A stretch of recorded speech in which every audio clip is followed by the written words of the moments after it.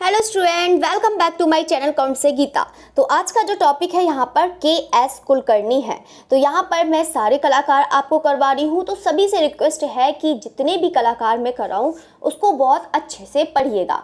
देखो, आपको यहाँ पे प्रीवियस ईयर के एग्ज़ाम मिल जाते हैं, लेकिन ज़्यादा से ज़्यादा कितने मिल जाते हैं? आपको 50 मिल जाएंगे, 40 मिल जाएंगे। लेकिन आपके अगर मेरिट बनाना चाहते हैं, अगर आप सिलेक्शन चाहते हैं तो आप इसको थ्योरी ज़रूर पढ़िएगा। मैंने आपको यहाँ पर सारे कलाकार कराए हैं और आपको ऐसे कलाकार कराए हैं, ऐसा नहीं है कि किसी बुक से कॉपी पेस्ट कर दिया है, आपको नोट से कराए हैं जो बहुत ही ज़्यादा इम्पोर्टेंट है। यहाँ पे जितने भी पॉइंट हैं जो आपके एग्ज़ाम से रिलेटेड हैं, जो एग्ज़ाम में पूछे जाते हैं या पूछे गए हैं। और ये भी बात बता देती हूँ कि यहाँ पर जितना भी के.एस. कुलकर्णी है, चाहे कोई से भी कलाकार हो, मैंने सभी आपको कराए हैं, मूर्तिकार भी कराए हैं। उसको बहुत अच्छे से पढ़िएगा, अच्छे से करिएगा। तो यहाँ पर आज मैं करा रही हूँ आधुनिक कलाकार। ये जो के.एस. कुलकर्णी है बहुत ही ज़्यादा इम्पोर्टेंट है, उसको पढ़िएगा। इसके पहले मैंने आपको कराए हैं यहाँ पर के.जी. सुब्रमण्यम, उसको भी अच्छे से पढ़िएगा। देखो, मैंने आपको सारे कलाकार करा दूंगी जितने भी हैं, सब लोग से रिक्वेस्ट है। और यहाँ पर ऐसा नहीं कि मतलब 3 से 4 बुक को मैंने यहाँ पर मिक्स करके आपको कराया है, तो इसका मतलब है कि आपका यहाँ पर बहुत अच्छे पॉइंट्स आपको मिल जाएंगे। चलिए फिर क्लास स्टार्ट करते हैं और सभी लोग टाइम से ज्वाइन हो जाया करिए कि ताकि ज़्यादा को इतनी लंबी क्लास भी नहीं होती है, आपकी ओनली 20 मिनट्स की क्लास होती है, 20 से 25। तो आप आराम से इसको वॉच कर सकते हैं, इतना आपका टाइम ख़राब नहीं होगा। इतना है कि आपको यहाँ से मैटर ज़रूर मिलेगा। बस ये है कि डेली आप क्लास करा करें और हर डेली क्लास से आपको कहीं ना कहीं से मैटर ज़रूर मिलेगा। ठीक है, चलिए तो अब हम बात करते हैं यहाँ पे कृष्ण श्यामराव कुलकर्णी। पहले तो हम बात करते हैं इनका पूरा नाम। पूरा नाम पूछ लिया जाता है और ये पूछा भी जा चुका है इनका पूरा नाम। तो पूरा नाम याद करना है इनका, कृष्ण श्यामराव कुलकर्णी याद रखना है। इनका जो टाइम पीरियड है वो 1960 से 94 है। ठीक है, तो ये आपको टाइम पीरियड याद रखना है, इनका पूरा नाम याद रखना है। दूसरी चीज याद करनी है आपको, इनका जन्म याद करना है जो 1960 में बेलगाम कर्नाटक में हुआ था। ठीक है, अब हम बात करते हैं इनकी प्रारंभिक शिक्षा।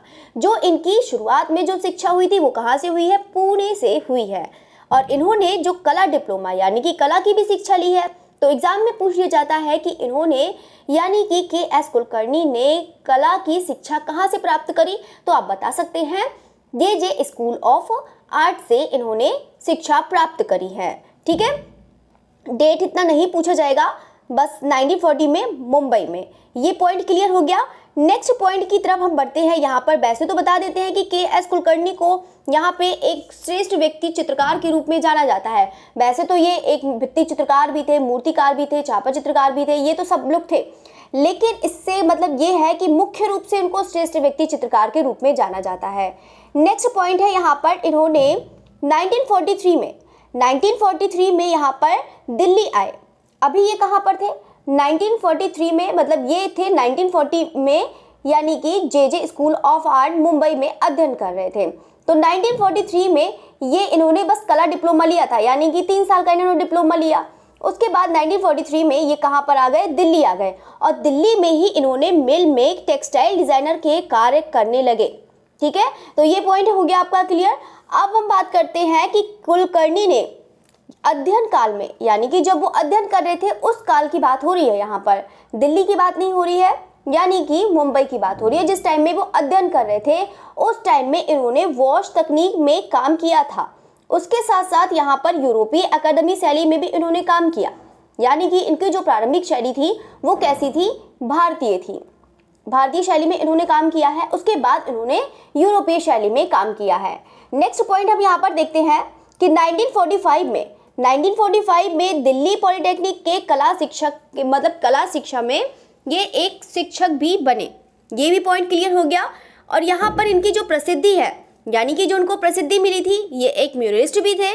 म्यूरलिस्ट के साथ साथ यानी कि एक श्रेष्ठ व्यक्ति चित्रकार भी थे और मूर्तिकार और छायाकार भी थे। तो ये भी पॉइंट इंपॉर्टेंट है, इसको भी याद रखिएगा। नेक्स्ट पॉइंट की तरफ बढ़ते हैं कि 1948 में दिल्ली की अत्यंत प्रतिष्ठित संस्था यानी कि त्रिवेणी कला संगम त्रिवेणी कला संगम की इन्होंने स्थापना करी। ये पॉइंट बहुत ज़्यादा इंपॉर्टेंट है, इसको ज़रूर याद रखिएगा कि 1948 में इन्होंने त्रिवेणी कला संगम की स्थापना करी और 1949 में दिल्ली शिल्पी चक्र की स्थापना करी। यानी कि इन्होंने दो कला यहाँ ने मतलब स्थापना करी है, त्रिवेणी कला संगम 1948 और दिल्ली शिल्पी चक्र 1949। अब 1949 में ही यानी कि के.एस. कुलकर्णी 1949 में ये 6 महीने के लिए अमेरिका में चले गए।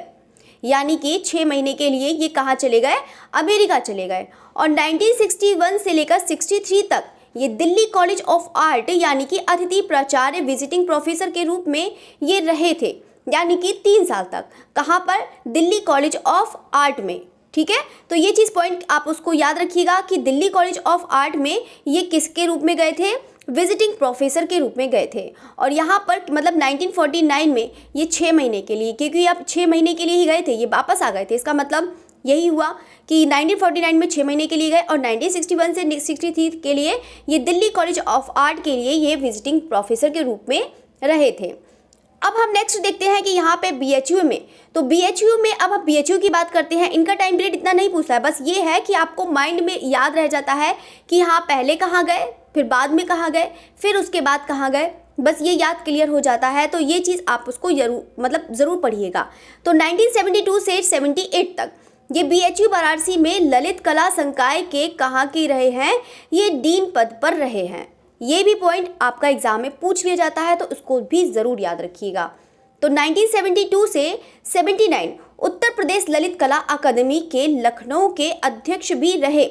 यानी कि उत्तर प्रदेश के ललित कला अकादमी लखनऊ के अध्यक्ष रहे, यानी कि राज्य ललित कला अकादमी के क्या रहे हैं? अध्यक्ष भी रहे हैं। इसके अलावा ये ललित कला अकादमी नई दिल्ली के क्या रहे हैं? उपाध्यक्ष रहे हैं। तो याद रखिएगा 2 पॉइंट यहाँ से भी कि राज्य ललित कला अकादमी के अध्यक्ष रहे हैं और ललित कला अकादमी के क्या रहे हैं? उपाध्यक्ष रहे हैं। अब हम बात करते हैं, अभी मैंने आपको बताया था कि अध्ययन के समय में इन्होंने वॉश तकनीक भी सीखी थी।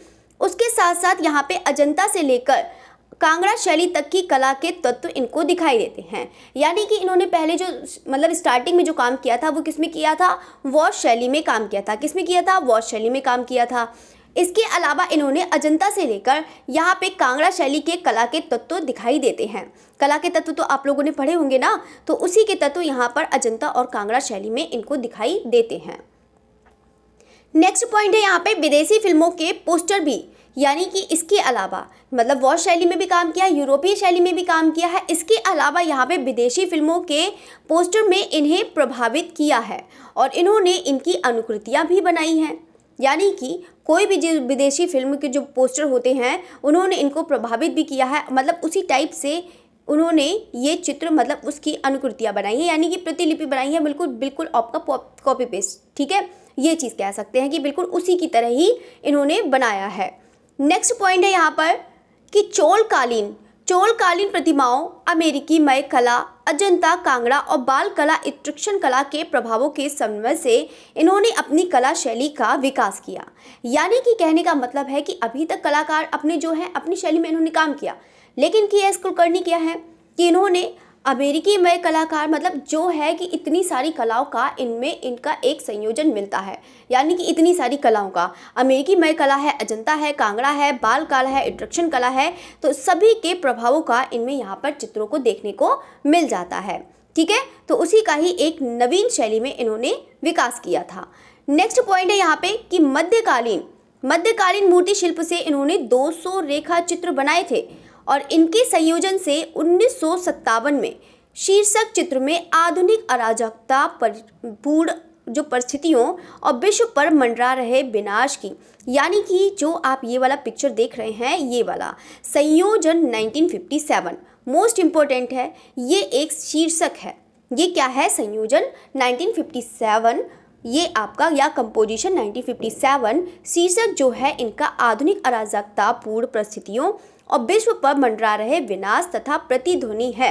यानी कि इसका विषय के बारे में बता रहे हैं कि यहाँ पर ये चीज़ दिखाया गया है।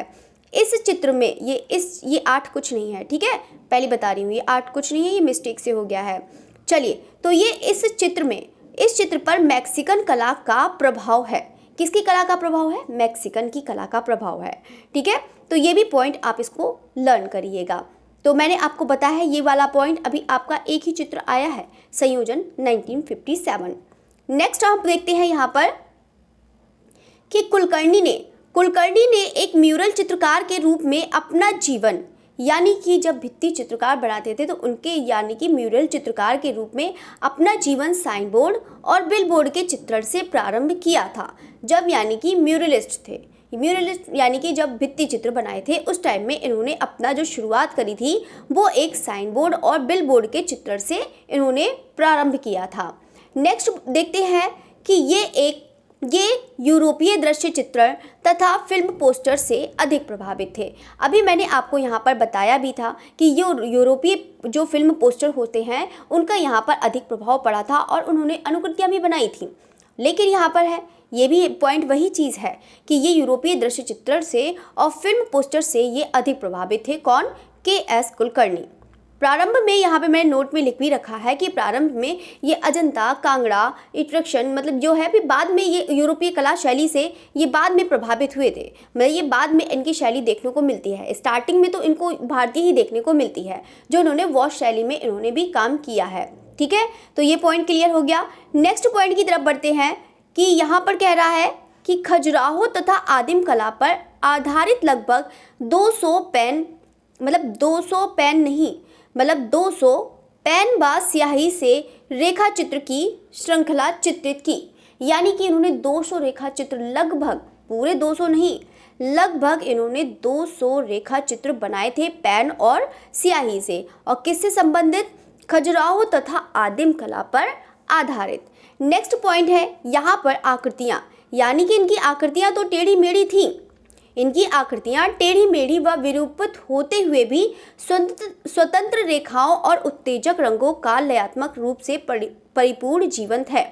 यानी कि इनकी रेखाएं टेढ़ा मेढ़ी दिखाने के बाद भी इनके चित्रों में एक लयात्मक जो रेखाएं इनको दिखती हैं, यानी कि दिखाई देती हैं, इसका प्रभाव देखने को मिल जाता है, मतलब टेढ़ी मेढ़ी रेखाएं होने के बावजूद भी। नेक्स्ट पॉइंट है आपका, नेक्स्ट पॉइंट कह रहा है कि भारत सरकार ने, मतलब भारत सरकार व राज्य सरकार द्वारा प्रमुख नेताओं और विशिष्ट व्यक्तियों के छवि चित्र बनाने का कार्य भी सौंपा गया। यानी कि आप खुद समझ सकते हैं कि ये कितने एक श्रेष्ठ व्यक्ति चित्रकार थे कि इन्होंने भारत सरकार और राज्य सरकारों द्वारा प्रमुख नेताओं और विशिष्ट व्यक्तियों के छवि चित्र बनाने का भी कार्य सौंपा गया। तो यानी कि इन्होंने नेताओं के भी चित्र बनाए हैं और विशिष्ट व्यक्तियों के लिए भी, महान लोग होते हैं उनके भी चित्र इन्होंने बनाए हैं। तो यहाँ पर हम देखते हैं कि जिनमें से मोतीलाल नेहरू हैं, डॉक्टर राधा कृष्णन हैं, डॉक्टर संजीव रेड्डी प्रमुख हैं। इनमें से जो जितने भी बनाए हैं इसमें से सबसे ज़्यादा ये प्रमुख है इनके छवि चित्रों में से। नेक्स्ट देखते हैं यहाँ पे प्रमुख चित्र। इनके जो प्रमुख चित्र हैं वो कौन कौन से हैं? तो व्यक्ति चित्रकार हैं, यहाँ पर देखते हैं अंतिम भोज। तो इन्होंने अंतिम भोज बनाया है और इस अंतिम भोज में मांस तथा रक्त के रंगों में आधुनिक हिंसा, गरीबी और भ्रम टूटने की स्थिति का अंकन इन्होंने यहाँ पर दिखाया है। किसमें? अंतिम भोज में। तो अंतिम भोज में इन्होंने मांस और रक्त के रंगों के आधुनिक हिंसा, गरीबी और भ्रम टूटने की स्थिति का अंकन दिखाया है। नेक्स्ट है यहाँ पर, अभी आपको बताया था ये वाला संयोजन 1957। संयोजन 1957 में आपको मैंने पढ़ाया भी है कि इस कला में यहाँ पर मैक्सिकन कला का प्रभाव है। यानी कि संयोजन जो 1957 है इसमें किसका प्रभाव है? इस कला में मैक्सिकन कला का प्रभाव है। तीसरा है बैल का बनाया है इन्होंने। मुखौटा है, मुखौटा किसने बनाया है? यहाँ पे छापा चित्र में बनाया है। किसने बनाया है बताइएगा? देवयानी कृष्ण ने बनाया है। ठीक है, कृष्ण रेड्डी ने भी मिलकर बनाया था, कृष्ण रेड्डी। चलिए, तो यहाँ पर है मतलब दोनों ही मिसेज, मतलब जो है हस्बैंड वाइफ है ना दोनों। चलिए, तो काली लड़की है, काली लड़की भी इम्पोर्टेंट है, याद रखिएगा। कबाड़ी, मिरर और म्यूजिशियन याद रखिएगा। बाकी इतना ज़्यादा ये है इम्पोर्टेंट जो आपको बताया है। इसमें से बैल इम्पोर्टेंट है, आपका संयोजन 1957 है, अंतिम भोज है, इसको याद रखिएगा। मुखौटा है, याद रखिएगा, ये इनका चित्र है। ठीक है, छापा चित्र नहीं। नेक्स्ट है यहाँ पे क्वीन, इम्पोर्टेंट है म्यूजिशियन, मोस्ट इम्पोर्टेंट है, म्यूजिशियन आ चुका है एग्जाम में। क्वीन है, क्वीन भी इम्पोर्टेंट है, ज़्यादा नहीं है। Women and in red sari, तो ये याद रखिएगा। 11 नंबर है envoy of epics, envoy of epics है। थ्री सिस्टर्स तो पता ही होगा सभी को, अमृता शेरगिल का है। और इसके अलावा मतलब ये तो के.एस. कुलकर्णी का है ही, इसके अलावा अमृता शेरगिल का है, इन्होंने बनाया है। स्प्लिट पर्सनालिटी है, स्प्लिट पर्सनालिटी इंपॉर्टेंट है, इसको याद रखिएगा। Women and a tree, women and a tree, ये भी इम्पॉर्टेंट है। ट्री वाले तो जितने भी आपको मिले तो सभी याद रखना, एग्जाम में पूछ जाते हैं। फ्लूट प्लेयर है, फ्लूट प्लेयर तो 2 लोगों ने बनाया है, अमरनाथ सहगल ने बनाया है और धनराज भगत ने बनाया है, तो उसको भी ज़रूर याद रखिएगा। 16 है यहाँ पर bright on A block card, तो ब्लॉक कार्ड है यहाँ पे bright on A block card, तो इसको याद रखिएगा। सिटीस्केप इम्पोर्टेंट है, चैरियट इम्पोर्टेंट है। कृष्ण विद गोपीस, ये किसने बनाया है? वसुहली में किसने बनाया है? मानकू ने बनाया है। मानकू क्या है? एक महिला चित्रकार है, यही बताया है। ठीक है, तो यहाँ पर मैंने आपको पूरा कलाकार आपको करा दिया है, बहुत अच्छे से इसको पढ़िएगा। एक बार आपको मैं फिर से रिवीजन करा दे रही हूँ। देखो बहुत सारे इससे पता लग जाता है, जब मैं थ्योरी की क्लास देखती हूँ तो मुझे पता लग जाता है कौन स्टूडेंट पढ़ने वाला है, कौन स्टूडेंट नहीं पढ़ने वाला है। देखो मैं आपको पहले बता रही हूँ, टिक लगाने से आप ज़्यादा से ज़्यादा 70 नंबर क्वेश्चन क्रॉस कर सकते हैं, लेकिन अगर आप वाकई में क्वेश्चन लेकर आते हैं, ज़्यादा से ज़्यादा आप कितना क्वेश्चन कर, बहुत अगर प्रैक्टिस कर रहे हैं, बहुत प्रैक्टिस कर रहे हैं, ठीक है, तो आप 95 प्लस के लगभग लेकर आ सकते हैं। लेकिन अगर आप सोचते हैं कि टिक लगाने से कि आप 100 वो आपका 115, ठीक है, तो मतलब ये है कि आप 115 प्लस तो नहीं लेकर आ सकते हैं, इम्पॉसिबल, हो ही नहीं सकता। इसके लिए मेहनत करनी पड़ती है। आपका 115 प्लस जब लेकर आएंगे या 18 प्लस लेकर आएंगे तो इसके लिए मेहनत करनी पड़ती है। इसके लिए नहीं तो सभी का सिलेक्शन ना हो, सभी लोग टिक लगाएं, सभी लोग प्रैक्टिस सेट करें। प्रैक्टिस सेट से सिलेक्शन नहीं होता है, प्रैक्टिस सेट से ये हो जाता है कि हमें पता लग जाता है कि हमारी कितनी तैयारी है। लेकिन इसके लिए मैं आपको बार बार कहती हूँ कि सभी लोग थ्योरी पढ़िएगा, थ्योरी पढ़ेंगे तभी आपका सिलेक्शन है, नहीं तो कितना करते रहेंगे, कितना पढ़ते रहेंगे, ऐसे नहीं। जब तक उसके बारे में डिटेल्स नहीं पढ़ेंगे तब तक आपको समझ में नहीं आएगा। ठीक है, चलिए तो अब हम थोड़े से पॉइंट आपको बता दे रहे हैं, उसको ज़रूर याद रखिएगा। तो पहला पॉइंट है यहाँ से, जन्म तो सभी लोग जानते हैं कि जन्म इनका 1960 में हुआ है, ठीक है, बेलगाम कर्नाटक में। दूसरी चीज़ आपको याद रखना है कि इन्होंने जो कला डिप्लोमा लिया था, यानी कि जो उनकी प्रारंभिक शिक्षा हुई थी वो कहाँ से हुई थी? कहाँ से हुई थी? पुणे से हुई थी। मैं आप लोग को बोलती जा रही हूँ, आप लोग बताते रहिएगा, ठीक है। और इन्होंने जो कला डिप्लोमा प्राप्त किया था, यानी कि इन्होंने जो कला डिप्लोमा प्राप्त किया था कहाँ से किया था? सभी स्टूडेंट बताइएगा, जे स्कूल ऑफ आर्ट से किया था, ठीक है, ये चीज़ हो गया। और ये भी बताइएगा सभी लोग कि इन्होंने प्रारंभिक शैली इनकी कैसी थी, यानी कि के.एस. कुलकर्णी की प्रारंभिक शैली कैसी थी? तो बिल्कुल यहाँ पर कैसी हो जाएगी? भारतीय थी। और इन्होंने अध्ययन के टाइम में, यानी कि भारतीय थी, यानी कि इनका जो समन्वय देखने को मिलता है कौन कौन सी? कांगड़ा का, अजंता का, ये सब देखने को मिल जाता है, राजस्थानी का। स्टार्टिंग में तो इन्होंने भारतीय पर ही काम किया था, बाद में इनकी जो शैली हुई थी वो कौन सी हुई थी? यूरोपीय शैली हुई थी, ठीक है। और यहाँ पर जो अगर हम बात करते हैं कि यहाँ पर प्रमुख रूप से इनको किस लिए जाना जाता है, तो प्रमुख रूप से इनको व्यक्ति चित्रकार के रूप में जाना जाता है, यानी कि इन्होंने बहुत सारे नेताओं और बहुत सारे श्रेष्ठ महान कलाकारों, वो महान व्यक्तियों के इन्होंने चित्र बनाए हैं, ठीक है। तो ये पॉइंट भी याद रखिएगा। दूसरी चीज़ यहाँ पर याद रखनी है कि ये इन्होंने 1948 में किसकी स्थापना करी थी? जल्दी से बताइएगा। और 1949 में इन्होंने किसकी स्थापना करी थी, ये भी बताइएगा। तो 1949 में इन्होंने किसकी स्थापना करी? दिल्ली शिल्पी चक्र की स्थापना करी। और यहाँ पर 1948 में त्रिवेणी कला संगम, ठीक है, तो इन्होंने किसकी स्थापना करी? त्रिवेणी कला संगम की स्थापना करी है। और 1949 में किसकी स्थापना करी है? दिल्ली शिल्पी चक्र की स्थापना करी है, ठीक है। तो यहाँ पर ये जिस पॉइंट आपको बता रही हूँ उसको बहुत अच्छे से याद रखिएगा। बाकी अगर हम बात करें इनके प्रोफेसर की, शिक्षक की, ये सब बात करते हैं, तो पहले है कि यहाँ पर देखो BHU में क्या थे, ये डीन पद पर थे। किसके पद पर थे? डीन पद पर थे, ठीक है। और दूसरी फिर यहाँ पर बात करते हैं कि ये दिल्ली कॉलेज में कहाँ थे, दिल्ली कॉलेज में किसके थे, विजिटिंग प्रोफेसर के रूप में थे। दिल्ली कॉलेज में ये क्या थे, विजिटिंग प्रोफेसर के यानी कि अतिथि शिक्षक के रूप में इनको यहाँ पर मतलब थे, मतलब कुछ टाइम के लिए, ज़्यादा टाइम के लिए नहीं, सिर्फ 3 साल के लिए, इतना टाइम नहीं था। तो यहाँ पर है। फिर उसके बाद ये कहाँ थे, ये राज्य ललित कला अकादमी। देखो राज्य ललित कला अकादमी के ये क्या थे, जल्दी से बताइएगा। राज्य ललित कला, हाँ, राज्य ललित कला अकादमी के ये क्या थे, राज्य ललित कला अकादमी के ये क्या थे, अध्यक्ष थे। ठीक है, राज्य ललित कला अकादमी यानी कि लखनऊ, ये लखनऊ के ये क्या थे, अध्यक्ष थे उस टाइम में। ये क्वेश्चन भी आपका एग्जाम में आ चुका है कि कौन सा ऐसा कलाकार है जो राज्य ललित कला अकादमी का अध्यक्ष रह चुका है। तो आप बहुत अच्छे से आप बता सकते हैं, के.एस. कुलकर्णी।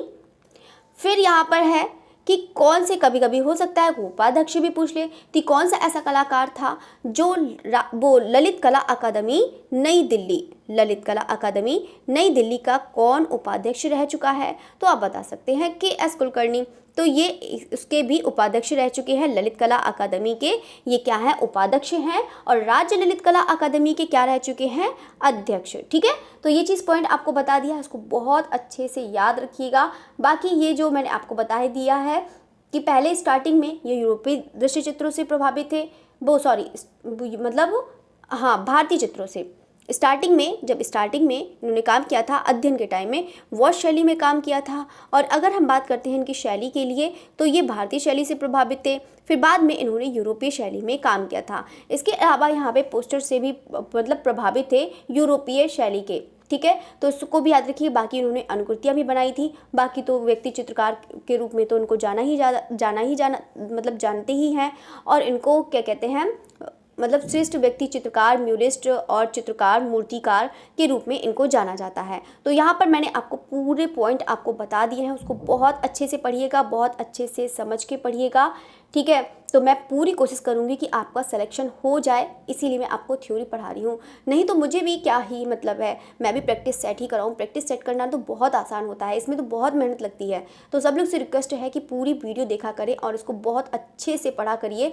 मैं आपको सही बता रही हूँ, ये एक्सपीरियंस है, मेरा खुद का एक्सपीरियंस है। प्रैक्टिस सेट से कुछ नहीं होता है, आप लोग थ्योरी पढ़िए। प्रैक्टिस सेट से होता है क्योंकि आपको बस इतना पता लग जाता है, आप दिन भर में 200 क्वेश्चन करिएगा, बस काफ़ी हैं। 200 क्वेश्चन करिएगा डेली, बस इतना करिए। ऐसा नहीं कि पूरे दिन भर में आप हज़ार क्वेश्चन निपटा रहे हैं, बिल्कुल भी नहीं। जो आपके पास टाइम है उसको थ्योरी पढ़िए, उसकी देखिए कि हमारा कहाँ से क्वेश्चन रह तो नहीं जा रहा है।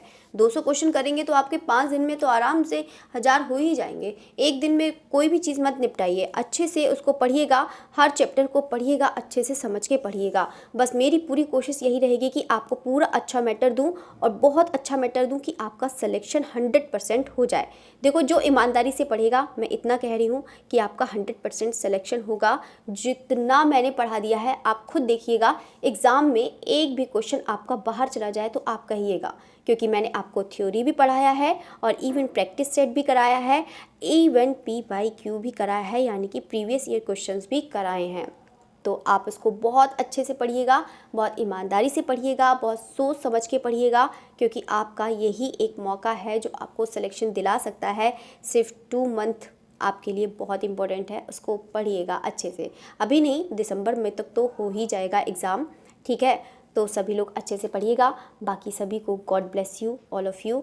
बाकी आपका सिलेक्शन सभी का हो।